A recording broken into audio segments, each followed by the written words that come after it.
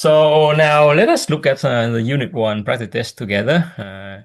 So in this Unit 1 practice test, we have 26 problems in total, come from two chapters, 1 and 2, which we just went through together. And this is help to prepare for Unit Test 1. And then you should expect that the problem from the Unit Test 1, a lot of them will come from the practice test, but for sure, sometimes we change the way we phrasing or the numbers, right? But more or less, the content is going to be to test will come from all the things we learn, and especially, I believe if you kind of confident with the practice test uh, problems here, and you shouldn't have any problem in your test 1. So let's look at mm, the first chunk, section 1.1, definitions of statistics, probability, and key terms. So let's see what happened with the first question here. So in the first question, our job is that we need to know, identify, right? What is population, what is sample, parameter, statistics, and data. So here, like in this case, Annie wants to estimate the percentage of homeowners that own at least one dog, right? So she care about the homeowner population and that own at least one dog. She surveyed 75 randomly selected homeowner to determine whether or not they own dogs, right? So basically, in this case, the population will be the homeowner, right? Homeowner, all the homeowners. And then she survey, which is she do 75 randomly selected homeowners. And this is her sample, right? And the thing she ultimately care about is that like what the percentage, right? Percentage, the proportion of homeowner have at least one dog. So in this case, her data will be either people on dog or not, right? Uh, on at least one dog, which is on dog, right? You can have 1, 2, 3, 4, 5, and this so your data, her data will be basically just kind of yes no, right? Uh, 1 if they own dog and 0 if they don't own a dog. So in this case, the statistic basically is just the percent of the people on dog from her data, right? So from that you can write out the population in this case will be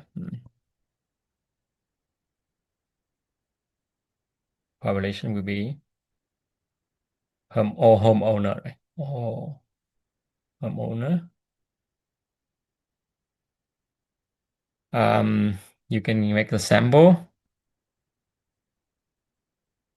which is about 75 random selected homeowner. We have the parameter, right? Parameter, which is the thing she care, right? Percentage of homeowner that own at least one dog, right? So this would be her parameter. The ultimate truth she care about, right? And the statistic will be percent homeowner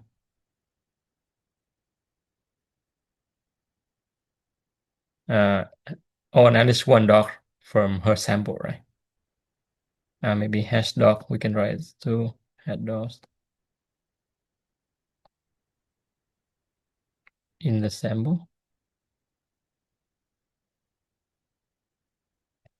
And the data in this case will be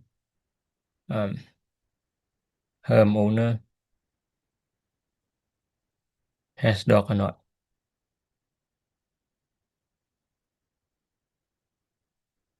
Or not, right? So it's kind of yes, no data. You put a 1 if they have dog and a 0 if not.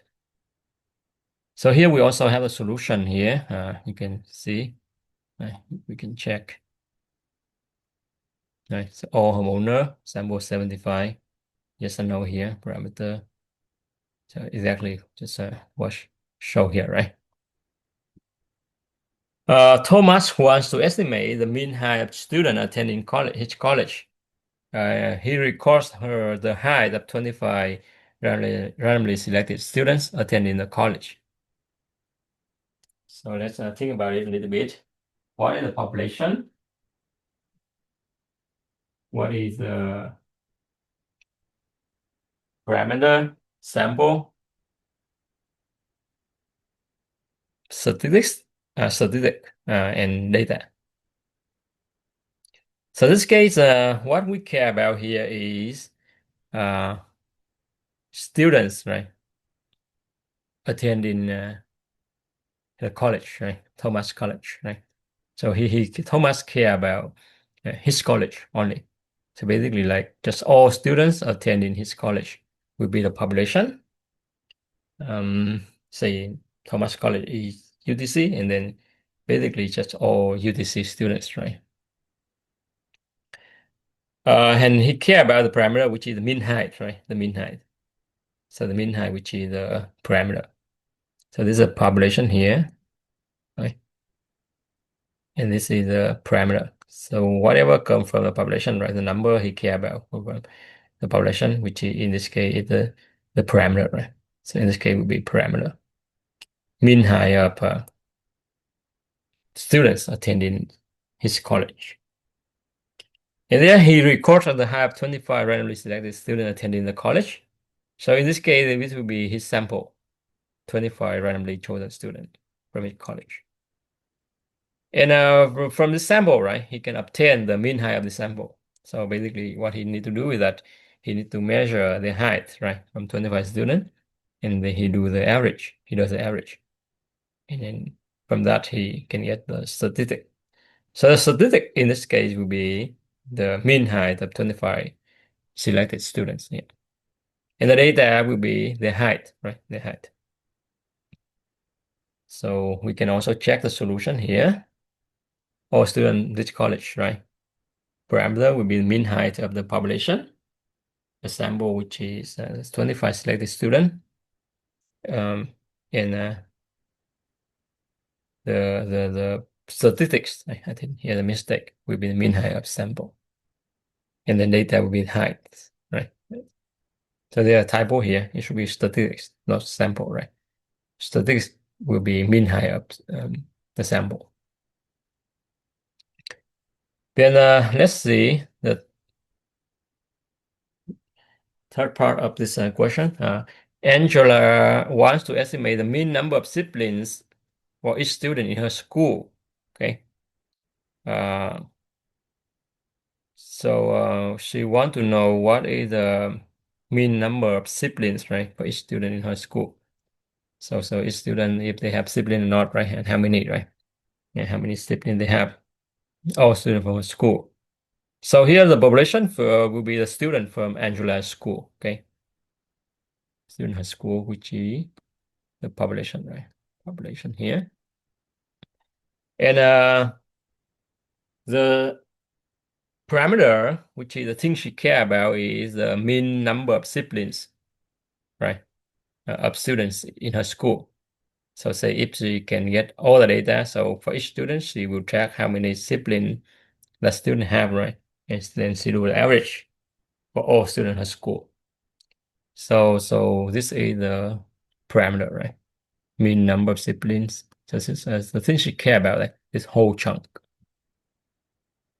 So it will give you the parameter. Okay. I put like PAR, which stands for parameter. Then she records the number of siblings for 20 randomly selected students in her school. Okay, for each of the 200. So basically, in this case, our sample will be 200 randomly selected, right, in the school. So the school maybe have 2,000 students, let's say, like a UTC, right? Say we have about 13,000. So in this case, we have 200 randomly selected, right? And from that, you can track, right, how many siblings each person have, each person from a sample have, right? So this is a sample she got, right? And she can get a statistic from this, right? So just ask each person how many siblings you have, how many siblings you have, right? You do this for all 200 people, and then you get this number, which is you do the average. It will give you a statistic. And the data, which is the number of siblings each person have, right? So let's track it here. Population, all students in school, right? Parameter, sibling in population. Sample, which is 200 selected student. Again, I think we do have mistake here again. The statistic, right, will be the mean number of siblings of a sample. And data, which is number of siblings.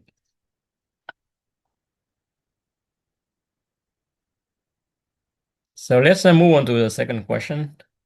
Determine if each of the following statements is true or false. A parameter is a number that is used to represent a population characteristic that generally cannot be determined easily. So this is actually just the definition of parameter, right? It comes from population, and it's hard to obtain, right? And sometimes it's impossible because of the cost, because of the time, and different reason, right? So in this case, it's true, right? This is true. T. Data is a set of observations or possible outcomes. True, right? This is how data, right? Go, right? It's the definition of data. So you observe something, you record it, and what outcome, right? Possible outcomes. A sample is all individual object or measurement whose properties are being studied. So here we have the term all, so you have to be careful here, right? All individual we want to study, but if all individual, it has to be population, right? It's not a sample. So should be false here. Data is a subset of the population study. The subset of population study, what's that? It's a sample, right? Sample is subset, subcollection. Not data, right? Data is just a value, you record it, right? So this is false. A variable is a characteristic of interest for each person or object in a population. It's true, right? True. So say if you care about the height of people, right? And you care about the income, you care about their weight. So that will give you the variable, right? You want, right? So it just depends on what you're interested in. So let's check out the solution here. We'll write it here. 2, 2, 4, 4, 2, right? Yep. So let's move on to the third question. For each of the following, determine which type of sampling is used. Choose from systematic sampling, stratified sampling, convenience sampling, and cluster sampling. First one, in order to study the true size of people in his town, Bewley samples the population by dividing the residents by age and randomly selecting a proportionate number of residents from each age group. So what he do here, what Bewley did was he dividing the resident by age, right? 40, 41, 42, something like that. And then randomly selecting a proportionate number of residents from each age group. So what is kind of sampling strategy? It's not systematic, right? It's stratified, right? So what happened with stratify?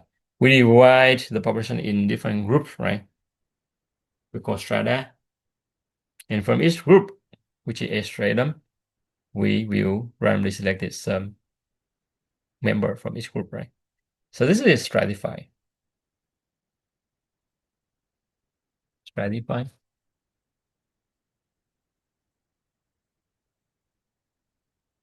To study the mean blood pressure of all people in her state, Kristen samples the population by dividing the residents by towns and randomly selecting 9 of the town. She then collects data from all residents in the selected town. So what she did was she divided population in different towns, right? And for each town, she did was she choose 9 towns, right? And then she survey all residents for the 9 selected town. So this is a cluster, right? Cluster. Because for a cluster, what we do is when we also chop the population in different segments, right? Pretty much like the same kind of stratifying. But what we did the different here is that we don't take random from each um, partition. We just chop, right? But rather than that, we just choose some of them and we will survey all people in each chosen uh, chunk where we selected here, right? So here she selected 9 towns. Among all the towns, she divided it, right? And then she selected or she surveyed all people from the selected town. So this is a cluster. Now let us look at part C of the problem.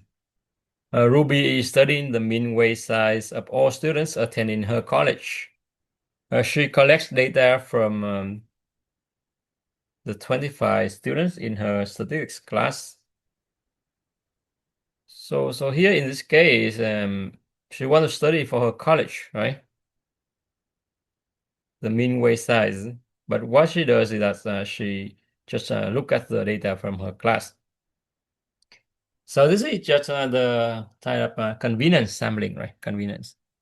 She do it because convenience for her. This is convenience sampling.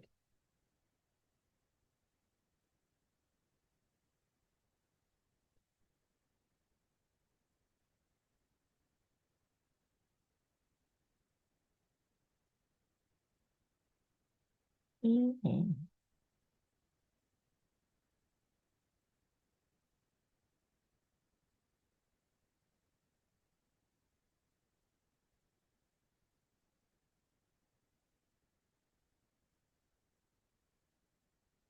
Tina is studying the birth month of all students attending her university. She sampled the student population by selecting every 18 students from an alphabetical list of the students. So this is systematic, right? Every 18 student is systematic. It's very clear, right? You start from somewhere and you choose every 18. So let's see what the solution here.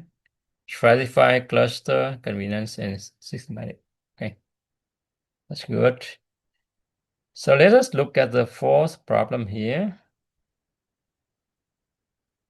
We want to see in which scenario we have the bias samples, right? And it's important, right? Because for a bias sample, it's very when you want to draw a conclusion for whole population, you have to take it into account, and the time inference you can make for your population will be very limited, right? And often you have to admit it when you draw any kind of conclusion here, because basically, like at the time, your sample cannot represent well for the population. To estimate the political party distribution of residents in her state, So she care about her state, right? Political party distribution. Selena collects data from a large group randomly selected residents of her city. So where the potential bias can get into here. She do a large group of randomly selected from her city. So her goal that she want to study for the whole state, right? But she just take the people from her city. So it may be a potential bias, right? Because, maybe her city more in a Republican, or maybe her city more in Democrat, or maybe her city is more liberty, right? In a sense, they change, they shift every year. So in this case, the bias come from she use her city and want to draw for her state. So correct procedure, it should be randomly selected citizen, right? And residents from the whole state, right? So this may have the bias, right? We select all apply, right? So this content bias here. To estimate the mean number of classes that student takes at his university, okay, so he care about his university. Jalan collects data from randomly selected proportionate number of students from each grade level. So say, he has each grade level is in each year, right? Because we talk about university, right? Um, so here, like in this case, it's fair enough, right? So say we have like sophomore, freshman, junior, and senior, right? And you just choose maybe 20% for each group, right? So I think like for this case, we don't have an issue, right? We don't have issue. It's pretty much more or less kind of just a random sample, right? So this procedure should be fine. Louis wants to estimate the mean grade point average, the GPA, right, of students at his school. He collects data by recording the grade point average for every 25th student on the list of students after randomly selected first student. So this way we have a systematic sampling. And then because say we have a list student, right, which is alphabet order. So for sure, I don't believe there any difference between the name, right? You need to work hard to get a good grade, right? So here, like in this way, this procedure also shouldn't contain the bias here because more or less, so every 25th student chosen from the list um, and you get a sample from that, and it should represent well for the whole population, which is from School of Louis. Kiana wants to estimate the male to female ratio of the residents of her city. She collects data by recording the sex of every 50 residents after selecting them from some random starting point, right? So here, like pretty much it's like just a Lewis question, right? The same. So we don't have a problem with the estimation here. It should represent well for the population. To estimate which presidential candidate is likely to win the vote of a town, Mark collect data by interviewing people live in a local Christian church. So this case, what do you think? You want the whole town, right? And you go to a local Christian church. So more or less, it's just like the same story, like a first case, right? You want the whole state and you go to one city, right? Maybe, let's think like maybe just one candidate live in this area, right? And he a very, well-known person in this Christian church, right? And you do this kind of survey, and very more likely, people will all vote for him, right? Vote for him. So this we can contain the bias here, potential bias here. Kenneth wants to estimate the mean height of student at his school, and he wants his school, right? He collect data by selecting a random group of students within his classroom. So in this case, does it work? It's the same story, right? You look at your classroom and you want the whole school. So it also just the same story like the previous case. So in the three cases, you see that your sample does not represent well for the population, right? You get some data, but if you are going to make the conclusion from your data here, you have to be very careful, okay? And often, most of the time, it's invalid, right? If you want to use as property from the sample you collected here and this kind of bias sample and try to make conclusion for the whole population. So in number 5 here, for each of the following, why the given study is misleading, choose from the data constraint contain an outliers, the sample bias does it contains a calculation error, and sample is insufficient. So they give us an OCAP reason, right? And there are more than that, but here just some kind of reason they give us. So which make our lives easier, right? Clarence, the first part, Clarence collected data from random sample 900 working resident in his town, asking whether or not they commute less than 10 miles to work. Based on the result, he reported 54% working resident in his state commute less than 10 miles to work. So the conclusion he wanted to make for his state, and he made for his state, right? But what he did was he just looked at the resident from his town, right? And because of that, we ended up to the same situation like in the previous case, right? We have bias in sample. So here, like in this case, for part A, the sample is biased. In part B, after asking 11 randomly selected residents from her town whether or not they own house, Margaret reports that 36% of the residents from her own town own houses based on a survey. So what she does here, she wants to report for the resident from her town, right? And she does survey people from her town. But the problem in this case is that the sample size here is insufficient, okay? So often, typically for a reliable, pretty reliable statistical procedure, we expect we should have around, maybe say, roughly speaking, 30 or more. 11, it just quite small and hard to tell anything with this kind of small sample size. So here, like we have the sample size problem.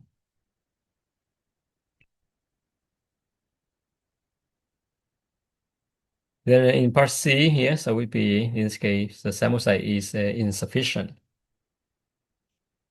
A wireless phone service, I think the typo here, provider advertise that their average startup fee is 74, given that their startup fees are 11, 84, 94, and 107.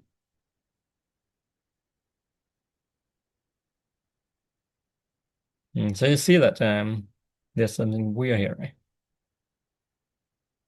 So here we do the average is 74.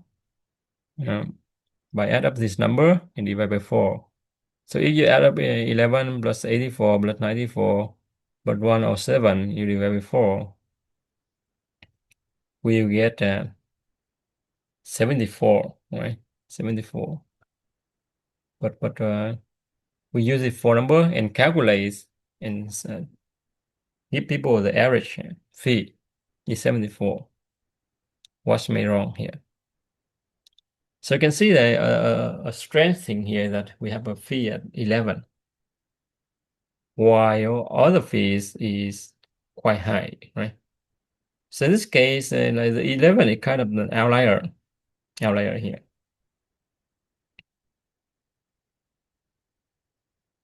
And for sure, you can also, just put this thing and get the file summary. Here you have quite small, but more or less you see that the outlier here is 11, right? 11.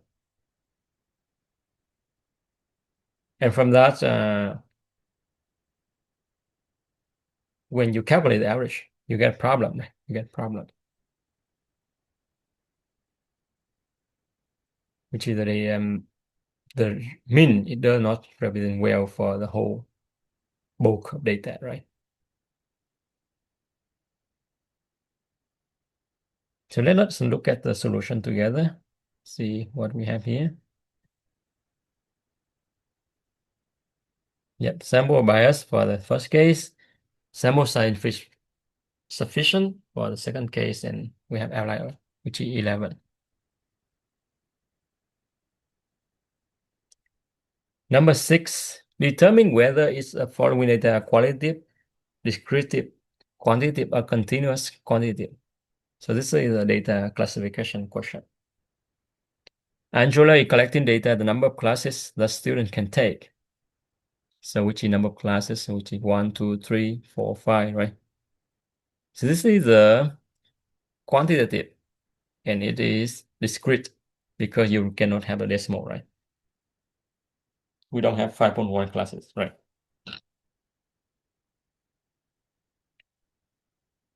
So this is the discrete quantitative. Okay, discrete quantitative. Virginia is collecting data on shirt color, red, blue, white. So it's a qualitative, right? Qualitative, which means you don't have the count kind of data, right? Qualitative. We just have a label. Jason is collecting data on the number of books students read each year. So 1 book, 2 book, 0 book, 4, 5, 6, 7, right?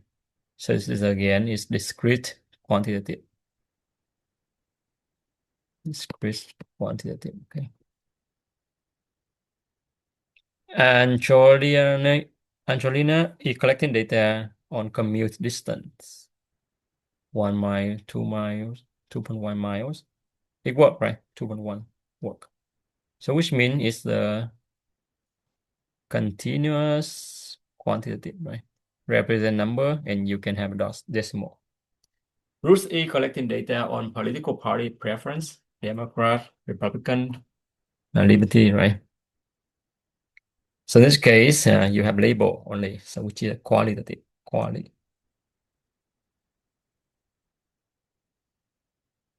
Timothy is collecting data on the number of dental cavities of his classmates.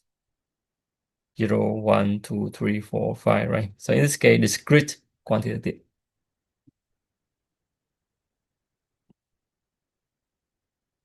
Justin is collecting data on reaction time, 5 seconds, 6 seconds, 5.1, 5.2. If you have very accurate watch, right? I mean, you have timer, right? So this is a continuous quantitative, right? So let us check the solution here and see discrete for A, qualitative, right? Category 4, discrete, qualitative, right? ABC, margin, and then D, continuous, E, qualitative, right? Yep. So I think like, yeah, everything look good, right? Good. So see, true or false. Qualitative data is any data that is a result of counting. No, right? It's opposite, right? Opposite. Counting is absolutely no. Uh, Quantitative, right? Quantitative. Quantitative data is numerical character of the sample. Quantitative is a numerical character of the sample. Numerical character of the sample.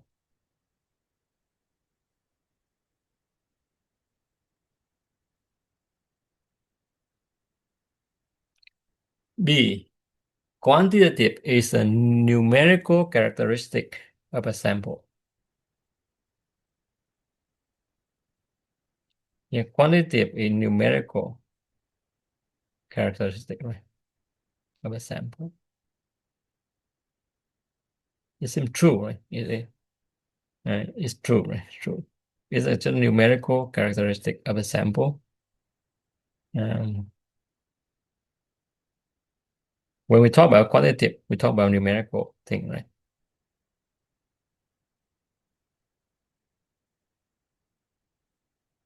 This is a little bit vague to me, but there are no thing, conflict here. So in the test, if there's something you feel not sure, right, just talk to me, right? Talk to me. Discrete is an attribute whose value is indicated by a label. So for discrete, it's just a special case of the quantitative data. It has to be count, right? Count. So you don't have the label thing here. So it must be false, right? False. Continuous data is a type of quantitative data that result of measuring.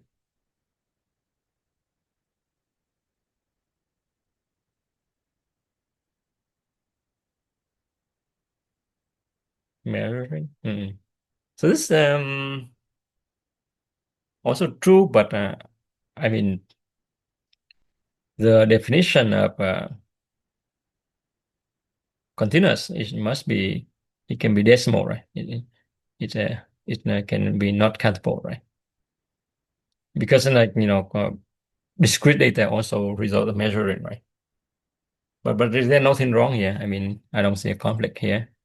But this also, I don't think is a good way to rephrase, the definition of continuous data here. So it's also true, okay? Yeah, but it's not a cover. Actually, not really cover the nature, the true definition of continuous data, right? Because continuous data is the type data which it can take a decimal place. It is can cover an interval, right? So 5, 5.1, 5.2, something like that. So let's see what we have here for the answer. False, true, false, true.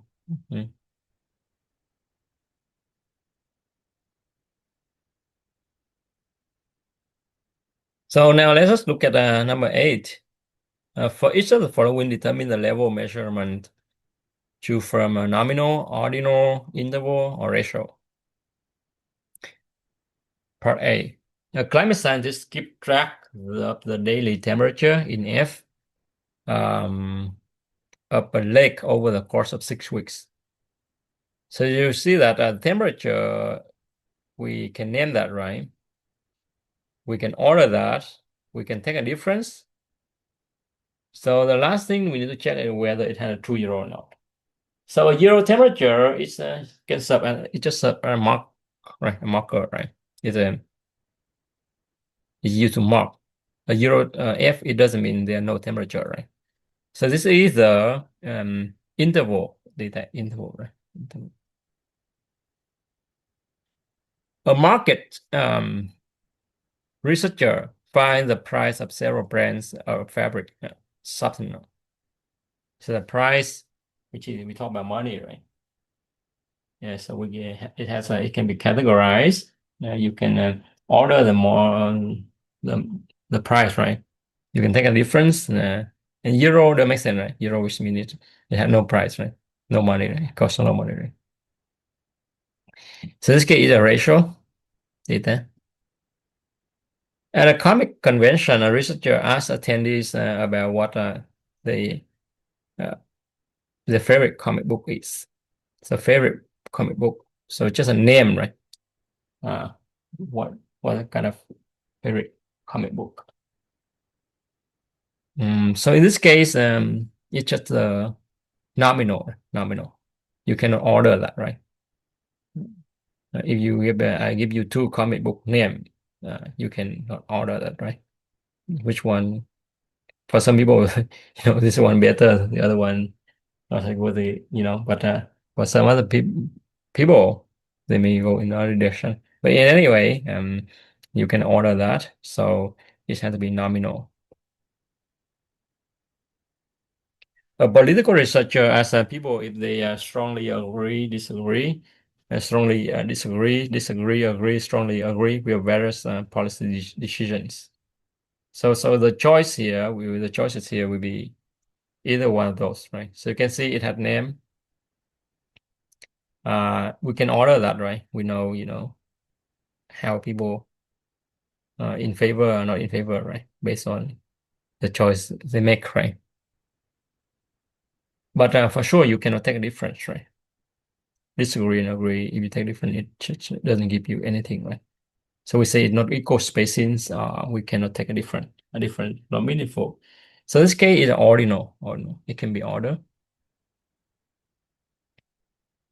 So let's check.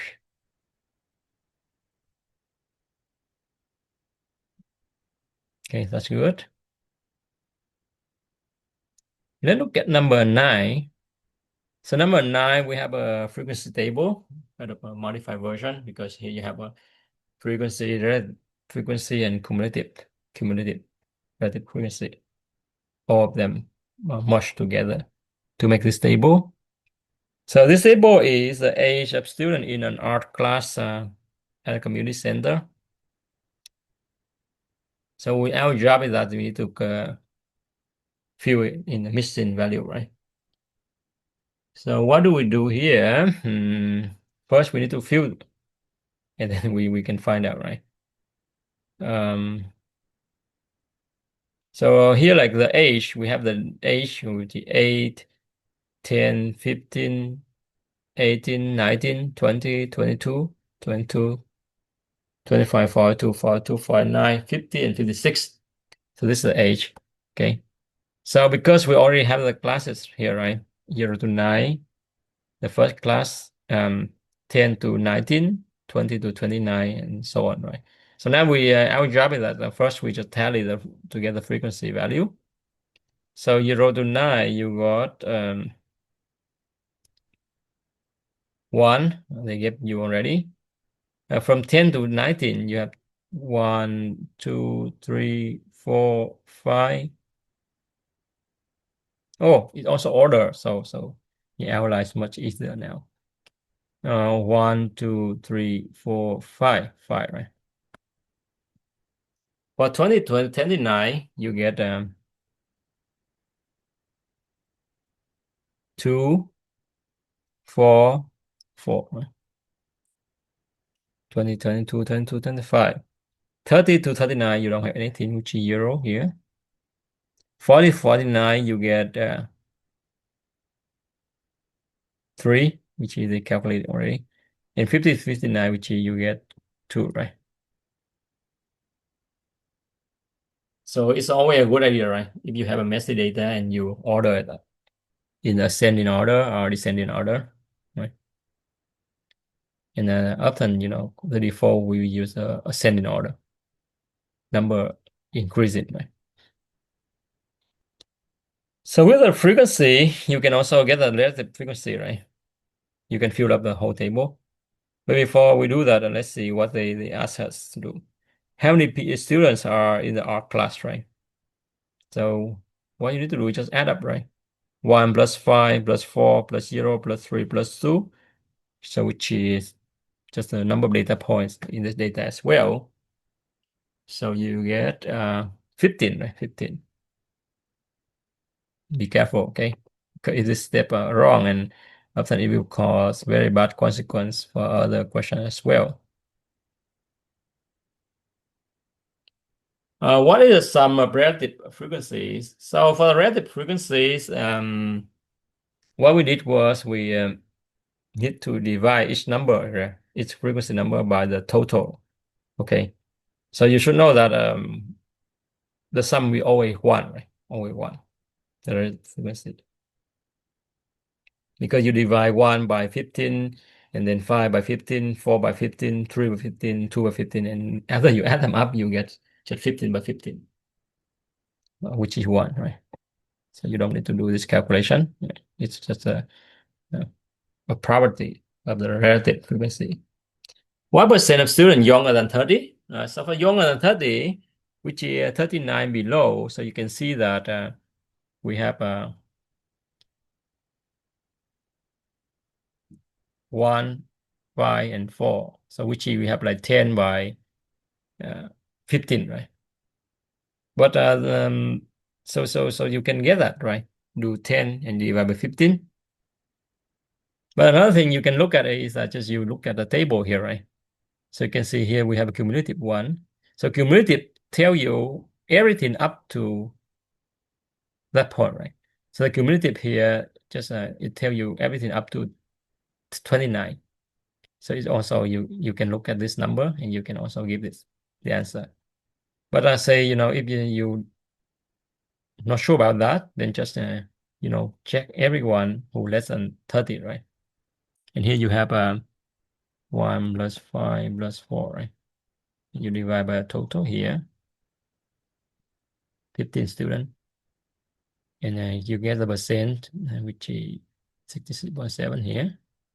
But if you kind of, understand clearly what cumulative really tell you, right? You can also see that the add up will be 66.7, less than 30. What percent of students were 30 or older? So basically for 30 and older, we have like 30 to 39, 40 to 49, and 50 to 59. So in this case, you can calculate by look at the frequency, right? And it's just a 0 plus 3 plus 2 and divide by 15, right?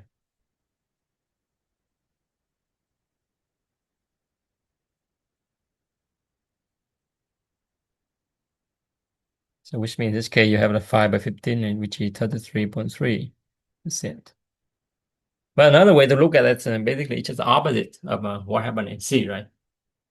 In C, younger than 30, and in D, older than 30. So in this case, you can see that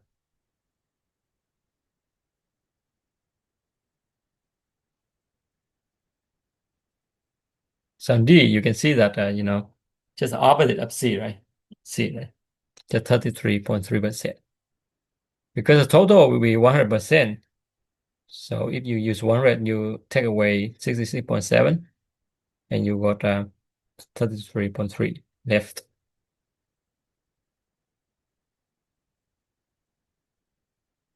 So let's look at the answer we have here. Okay, here we filled up the table, right? Oh, we have another dash which is completely missing value, right? I think we missed it here. So here just the 1 divided by 15. Okay, 3 by 15. And from here you just add up, right? You add up this guy and this guy. Right? Give you the percent here. And here you just add up everything. You give you the 3 of them, right? You give you percent here. So this one will be the same, right? But nothing exists here. And here you add up here a little bit more. You get this, and this here will be 100%. So the result here, okay, you just refer to the solution.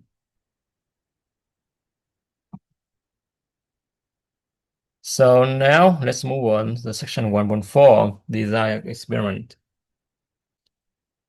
Determine whether each of the following is an observational study or experimental study.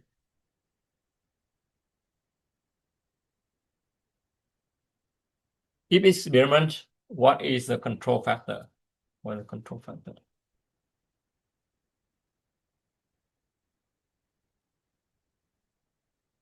So now let us move on to the last section of this of the chapter 1, experimental design. So in 10, what they ask here. determine whether each of the following is an observational study or an experimental study. If experimental, what is the control factor? A researcher surveys guests at a party about their preference of food. So to know it's a observational experiment, we should ask ourselves, did we do any intervention here? Do we have any kind of control and treatment? And if the answer is no, and then it's just observational, right? If the answer is yes, and then it'll be experiment, right? So in this case, it's just an observational study. And because of that, we don't need to care about control factor, right? Nothing to control here. Biologists is studying the effect of vitamin D enriched food on the weight of an adult mice.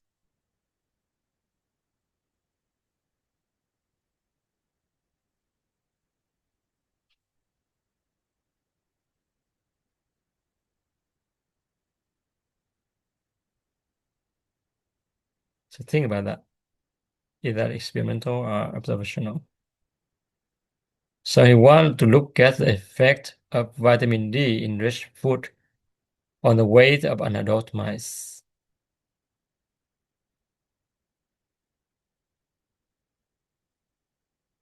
So I often have to study such a thing. What effect of vitamin D enriched food on the weight of the adult mice? This setting, often, people, they do research in this kind of setting. What they do is that they will compare, right? Maybe just a food with no vitamin D and food with the vitamin D. So if that's the case, and then we can confidently say that, this is experimental study. So you have two groups, right? In one group don't do the vitamin D enriched food, and one group do the vitamin D enriched food. And then from that, they measure the weight, right? If that's the case, it will be experimental study. But say if he just look at the food, right? And the mice eat the food and measure the weight.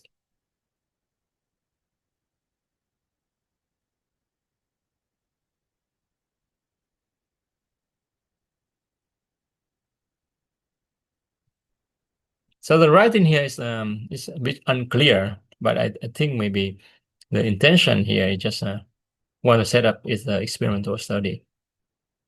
But I believe the writing should be clearer here.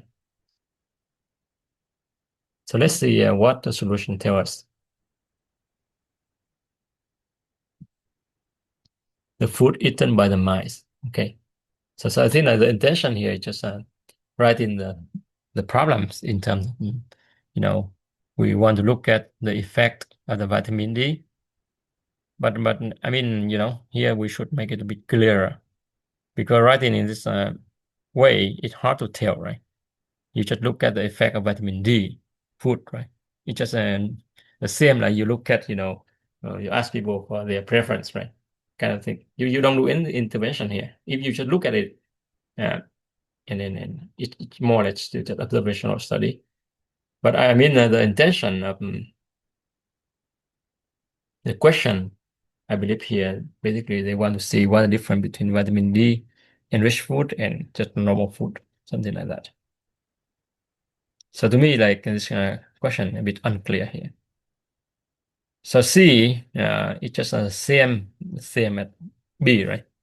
A researcher studied the effect of soil quality on crop quality. So again, I would believe if we want to make it clearer in the sense of, try to see if it's experimental study or observational study, we should make the problem stay clear, right? Or it's just study the effect of soil quality on crop quality by, comparing, right? different kind of soil or fertilizer or whatever, right? So if that's a setting clear, and for sure it will be experimental study. But if you just look at the soil, right? You use the soil and you just look at it and you measure water crop quality, and then it still just come back to the category of observational study. So I believe the intention here again is just like B, okay, um, which people will want to compare the effect of different soil quality on crop, right? So you have a group with this kind of quality and group with soil with no treatment at all, right? So let's see what they have here. There's the same thing, right? The soil quality here. So if this is clear, right? And for sure we see the control factor will be the soil quality, right? Other control factor in B will be vitamin D enriched food. But I believe, yeah, again, the problem can be stay clearer. So indeed, a researcher studies a mobile phone type used by children by conducting an online poll. So here again, here is you don't have any intervention, right? So this will be observational study. So for this problem, to me, part B and C can be stay clear. It should be stay clear. So in your test, again, if something you feel confused, please raise a hand and talk to me, right? Don't answer something you are confused, right? And you don't know what people actually mean, right? People actually want to ask you, right? So number 11, determine the explanatory and response variables in the following experiment. Michelle is investigating if gender has any effect on political party associations. So she does care about gender has any effect, right, um, on political party associations.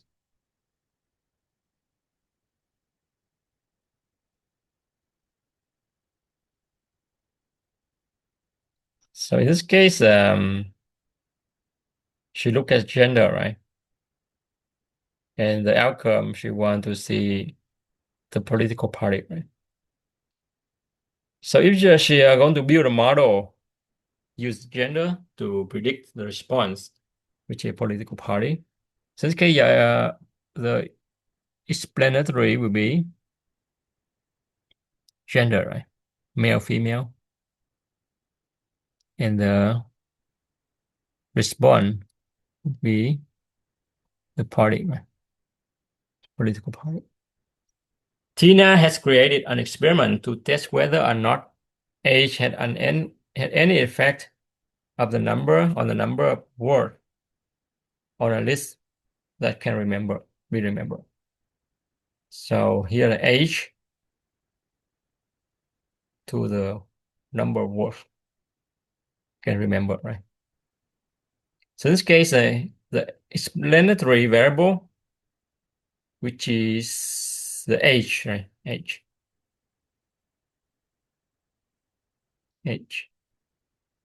And the response, which is the result you care about, right?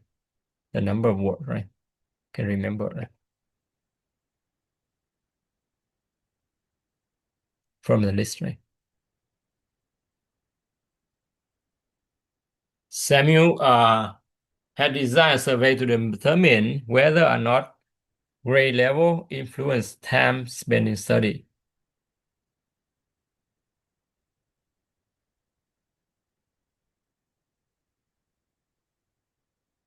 Grade level influence time spent study. It's kind of it's a bit tricky. It's opposite, right? Grade level influence time study. Grade level. Oh, I see it. Grade level, which is your first grade, second grade, right? Influence the time spent study, right? Um, so basically here, like you can think like, if you're older, right, you study longer, right? Something like that. You have more focus. Your attention span attention is bigger than the kid, right? Something like that. So explanatory will be grade level, not grade, right? Grade level. And the response will be time spent study. Okay, so that's good. So let's check the solution here. Yep, we good. So the last question of the first chapter, true, false. A response variable is an independent variable in an experiment. Response is independent. No. Response is dependent, right? Because we use the explanatory, which is the independent, to predict the response, right? So the response is just, it can be predicted, right? It can be studied by using the explanatory. So which means it's a dependent, right? So it's a false. It's not independent. It must be independent. A lock-in variable is a dependent variable in an experiment. No. A lock-in is a guy, basically, he just restores the result, right? So in the example of blood pressure, we talk about, right? So gender is a lock-in, right? So if you don't control the gender, when you look at the effect of the, say, the new medicine, right, on reducing the blood pressure, right, and you should see that, you get a problem, right, because the woman, they have lower, right, lower.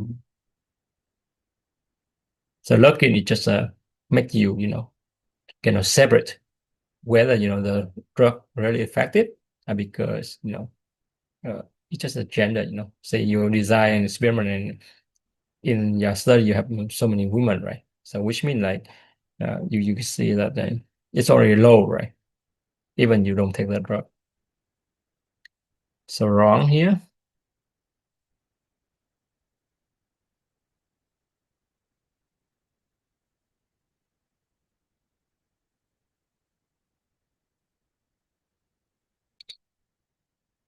An explanatory variable is a variable that had an effect on a study, even though it's in neither an independent or dependent variable. No. Explanatory variable, it must be independent, right?